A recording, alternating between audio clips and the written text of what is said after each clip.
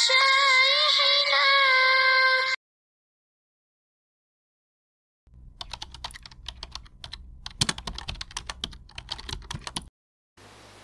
Jadi hari kiamat itu hari yang begitu dahsyat, sehingga para nabi, para rasul pun ketakutan. Malaikat-malaikat pun menggigil ketakutan pada hari kiamat itu.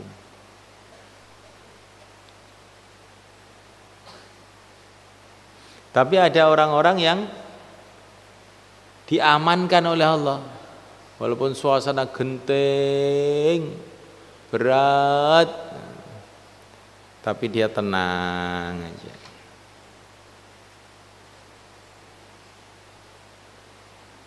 Ya para nabi, para rasul aja ketakutan, apalagi kita. Para nabi, para rasul itu ketakutan karena memikirkan umatnya. Ya. Ada orang yang bukan nabi, bukan rasul itu terus datang pada hari kiamat itu aman, tenang, ya ada. Dalam satu hadis dikatakan satu-satunya nabi yang tenang menghadapi hari kiamat itu ya Rasulullah SAW, baginda Muhammad SAW. Karena memang beliau sudah dijamin oleh Allah, dialah yang akan dijadikan asbab penyelesai masalah pada hari kiamat itu. Maka dia datang itu tenang aja.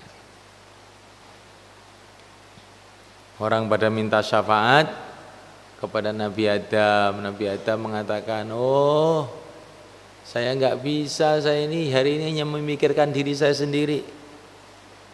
Datang sana pada Ibrahim Khalilullah. Nabi Ibrahim bilang begitu, wah nggak bisa, saya itu Khalilullah yang bagian belakang.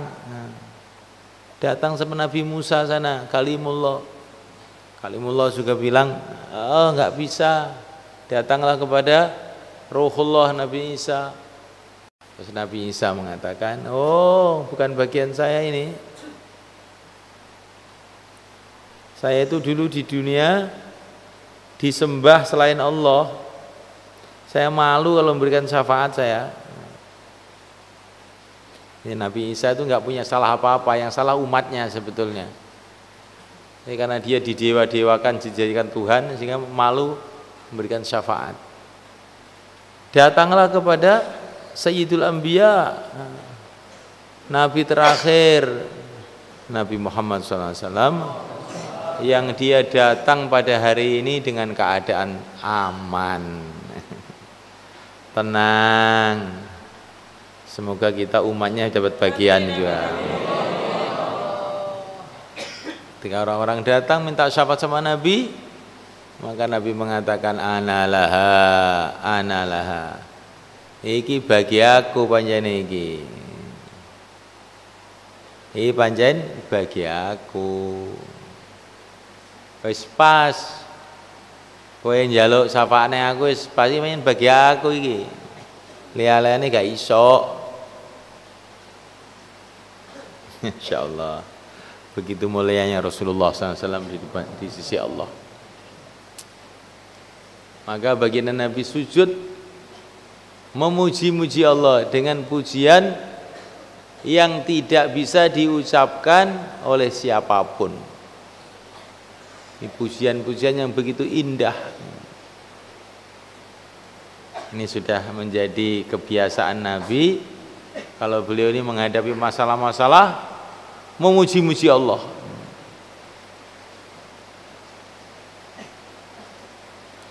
Di Uhud, ketika terjadi banyak musibah, Nabi pun terluka, banyak sahabat terbunuh. Maka Nabi mengatakan, sini, buat sop-sop di belakang saya akan memuji-muji Tuhanku. Jadi baginda Nabi itu kalau menghadapi masalah memuji-muji Tuhannya. Maka beliau dikasih nama Ahmad, Ahmadun Nas, orang yang paling banyak memuji Allah, memuji-muji Allah. Dan dia juga namanya Muhammad, orang-orang yang paling banyak dipuji oleh Allah dan dipuji oleh makhluknya, karena saking banyaknya kebaikannya.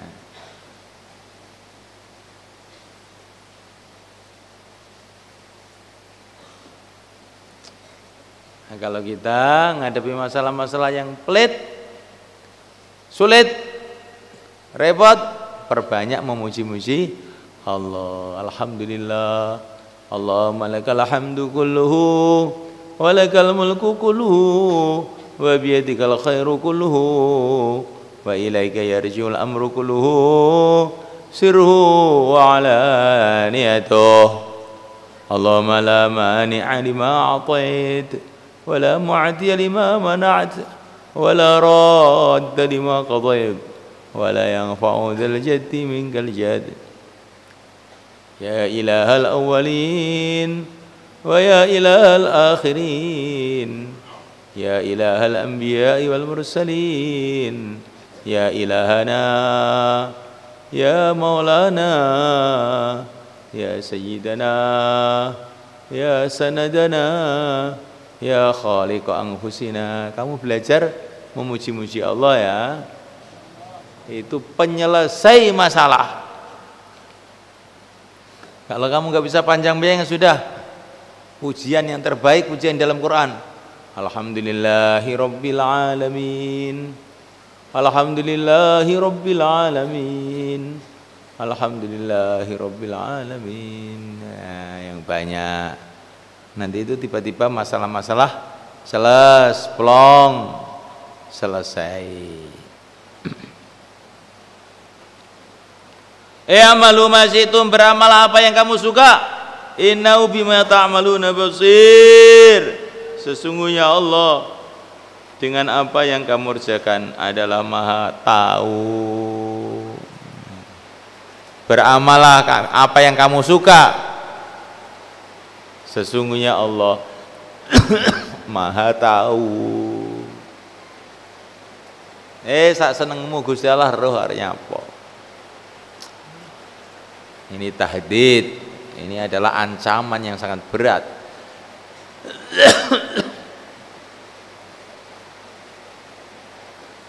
Melingol aku tawasi terus kowe iki. Ngapa ning ngono kuwi? Kamu mau nakal, silakan, tapi saya awasi terus loh kamu itu. Saya cepot telinga kamu nanti. Nah, itu kalau seorang ustadz. Nah, kalau Allah itu kalau nyiksa itu bukan nyepot kuping. Allah itu kalau nyiksa itu la haula wala quwwata, enggak bisa diperbayangkan apa siksanya.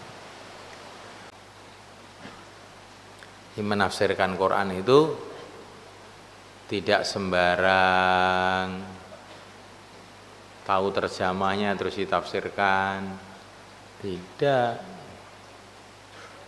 Tapi perlu kita rujuk kepada orang-orang yang ahlinya, yang punya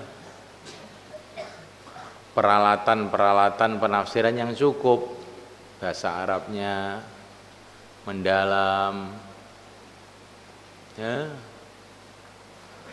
ilmu-ilmu yang kaitan dengan Quran semua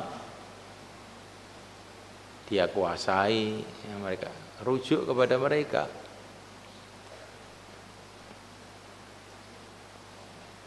Maksud seperti tafsir Jalalain, Imam Suyuti, Imam Mahali, tafsir Al-Qurtubi.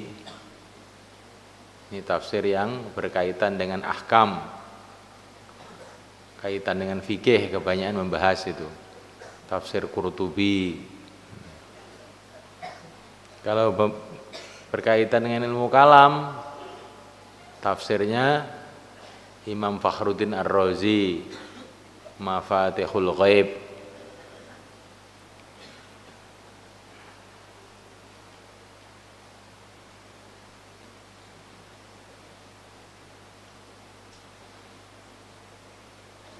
Kalau tafsir yang kaitan dengan sastra, tafsirnya Zamakhsyari itu, tapi yang baik sastranya aja. tapi banyak hal yang kurang baik. Termasuk tafsir pokok, tafsirnya Syekh Baydawi, Al-Alamah Al-Baydawi.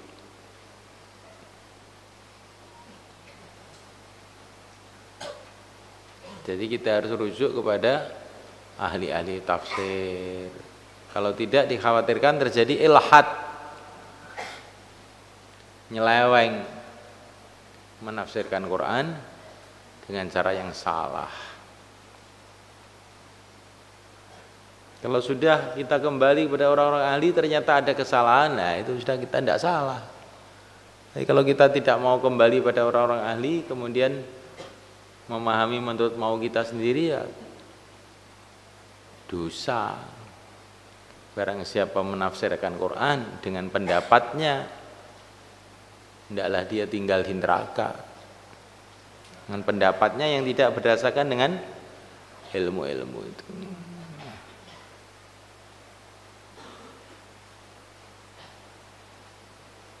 Sekarang kamu itu tahu ilmu kesehatan dikit, apa boleh kamu memberikan fatwa mengenai kesehatan? Tidak boleh.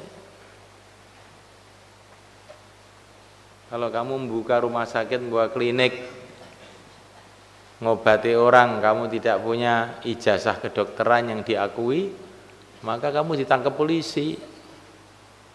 Karena dikhawatirkan kamu akan membunuh orang banyak nanti dengan tanpa sengaja.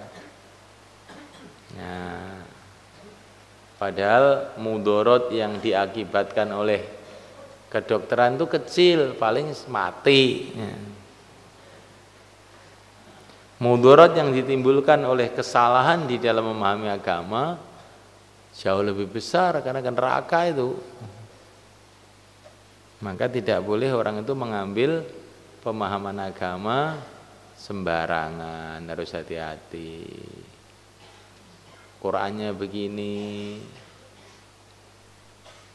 tafsirnya dari ulama-ulama tafsir begini, hadisnya begini, amalan sahabat begini, fatwanya para ulama begini. Nah, baru disimpulkan begini, ya insya Allah jadi